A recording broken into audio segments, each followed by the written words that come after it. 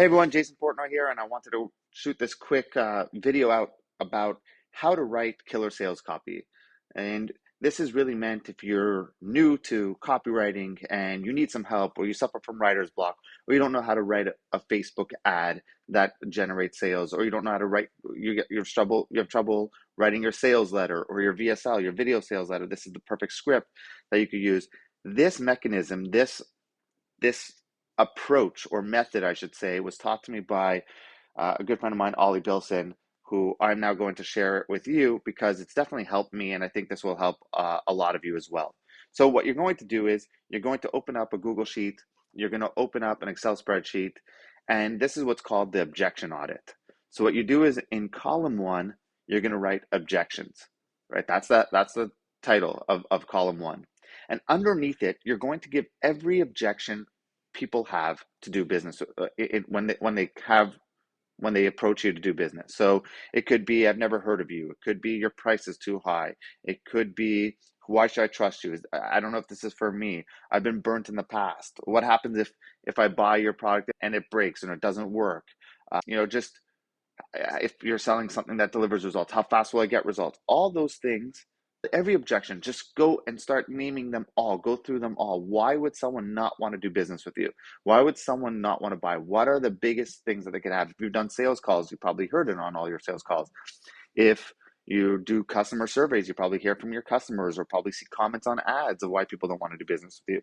Put out all the objections. Once you have all the objections, what you're going to do is you're going to start seeing there's going to be some overlap, which is fine.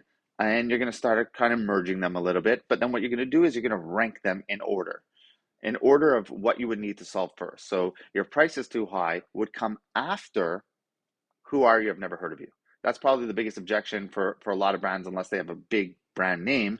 But for a lot of people starting off, a lot of people just trying to sell their service, or a lot of people entering the marketplace trying to sell their product, the first question people are going to have is, who are you? I've never heard of you before. So why am I stopping? Why am I taking a look?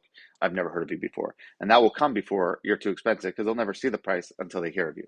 And then in the second column, you're going to write claim. Your claim is going to be a big statement, your big claim. That's like how you handle, like, you have to make a bold promise in marketing. That's gonna be the bold promise. So, for example, if it's something like, this may be too expensive, or if you're gonna do something like that, you're gonna be like, if you're selling a service where you help people make money, one of the big claims could be like, it costs money to make money, right? That's a big claim, right? So it's expensive. You're not trying to justify the price, right? The big claim isn't to justify the price. If it's, I've never heard of you before, it could be like, you're the biggest secret in the fitness game, or whatnot. So that's what you're kind of trying to do. And if it's, is this going to work for me? Your big claim could be, are you a mom looking to juggle? Are you a mom that's juggling? If you're a mom that's juggling, you'll never have to feel like a mom that's juggling family and career. If you're selling like career advice for women, or whatever, or for mothers, whatever it is, that's your big claim. Your big claim is your answer to it. And you got to be bold. You got to be brashful. And you got to be out there with that, right? Because, if you're like, hey, I'm okay at what I do. This is one of the 18 supplements that are out there. We're just like everyone else. No one's going to want to do business. So your claim, think of it as your USP, your unique selling proposition, or unique selling position to the objection that they have. And then what you're going to do is you're going to have 3 columns after that are going to be proof number 1, proof number 2, and proof number 3, right? And in there, you're going to put all the proof in there, right? So if it's like, I've never heard of you before, and you're selling, financial services, you can sit there and say, you've spoken on financial stages across the world, right? That would be proof to a big claim, like you're the best financial advisor in the US that you've never even heard about, right? So that could be that. It could be an award you've won. It could be, it's the proof that backs up the claim a little bit, right? So start thinking of, like, you have the objection, you have your big claim to handle it, and then you have the proof. So if you're going to have a conversation with someone, that's usually how it goes, right? They're like, I think it's too expensive. You're like, well, it costs money to make money. And the reason I know this is because this, and this, and this, and that. And you give like 3 backgrounds. And then the last column is going to be the benefit. The benefit is to why that proof matters and why that big claim and the proof matters towards objection. So you have to tie it all right back, right? Because otherwise you're just an egotistical maniac, just naming a bunch of different things. So if it's like, I'll use myself as an example, and I'll be really outlandish, right? So it's, I've never heard of you. Well, I'm the best marketer on the planet Earth. Obviously, don't write a claim like that. And I would. That's just goes against everything how I present myself. But I'm just trying to be outlandish for a reason. You sit there and say, proof number one is I've spoken on more stages. I've spoken on stages worldwide.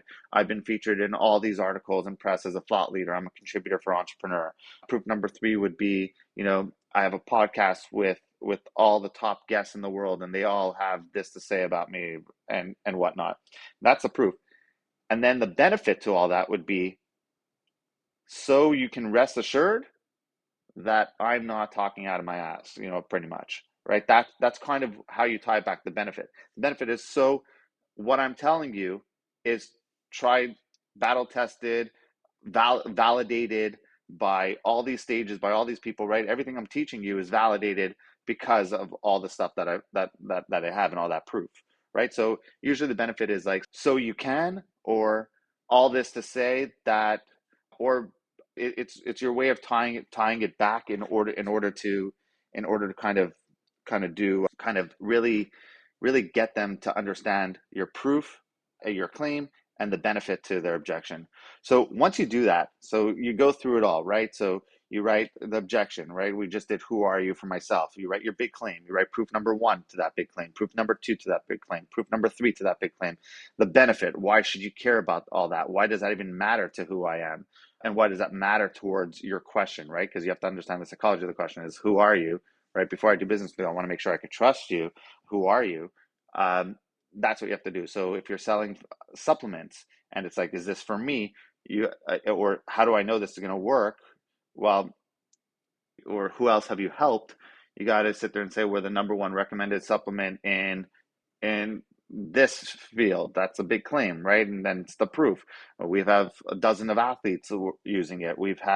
You're calling them out, like, who else have you helped? You're answering those questions and the benefits. So you can feel safe using our supplements, knowing that we've helped so many different people, from high performers to the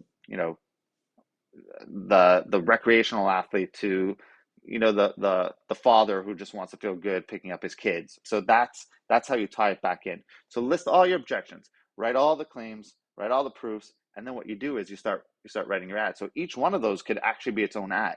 So why should I heard of you? So the headline becomes the big claim, right? The headline's the big claim, and then you can use that big claim in the first sentence or a variation of it, and then you start writing the proof as a paragraph, and then the benefit closes it up. That's the closing line, and then you have to stitch it up to make it a little bit better. But you see how now you don't have to worry about, what am I going to write? What angle am I going to go for? What am I going to do?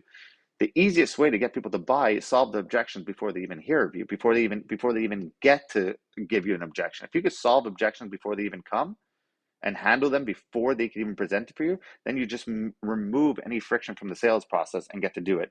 So using this, and then if you're writing a sales letter, it would be headline one would be like, or subheadline one in the letter would be the first big claim, subheadline number two, and then you just stitch it all nicely together. If you're doing a video, you do all this and then you read it as a script. But it's really, that's kind of how you do it. So ad number one would be headline, proof, benefit to close it up, go do that. Ad number two, objection number two. So it's a great way to figure out how to write ads, how to write great sales copy that converts. It's a really, really good exercise to go through. Even if you're not going to use it to run ads, it's a good exercise to go through to really understand your business and make sure that you have it covered from a rejection standpoint and you actually know how to sell your product or service, which is an important thing. And believe it or not, most people don't know how to do that. So hope you found that helpful. I think it's a really fun exercise to go through and really makes things easier when you're writing copy.